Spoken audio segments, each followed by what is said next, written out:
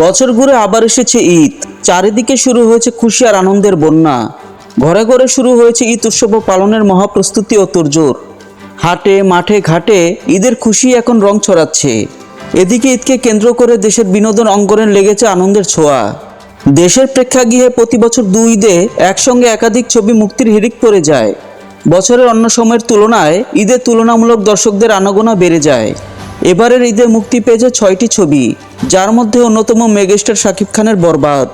চলচ্চিত্র বিশ্লেষক তানভীর খালেদ জানান, ঈদের দিন মাল্টিপ্লেক্সগুলোতে বাংলা সিনেমাগুলো প্রায় 60 লক্ষ টাকা আয় করেছে।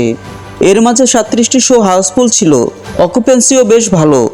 সবগুলো মিলিয়ে রেকর্ড আয় করলেও এককভাবে কোনো সিনেমা রেকর্ড করতে পারেনি। প্রথম দিন বক্স অফিসে বরবাদের আয় 28 লাখ।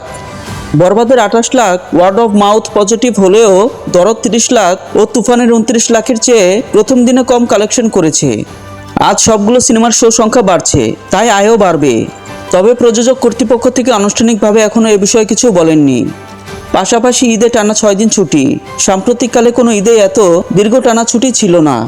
এই 6 দিনের আয় ধারণা দিবে লং রানে কোন সিনেমা কত মাল্টিপ্লেক্স গ্রস দিবে।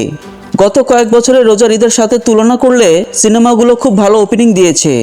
গত বছর রাজকুমার মাত্র 12 লাখ টাকা ওপেনিং দিয়েছিল, যা ছাড়িয়ে গিয়েছে বরবাদ ও দাগি দুটো সিনেমাই। চলচ্চিত্র প্রযোজক পরিবেশ সমিতির তথ্য মতে দেশে নিয়মিত ও অনিয়মিত সব মিলিয়ে প্রেক্ষাগৃহের সংখ্যা 170 থেকে 180 হতে পারে। সেখানে 6টি সিনেমার প্রেক্ষাগৃহ নিয়ে তুমুল প্রতিযোগিতা করতে হয়েছে।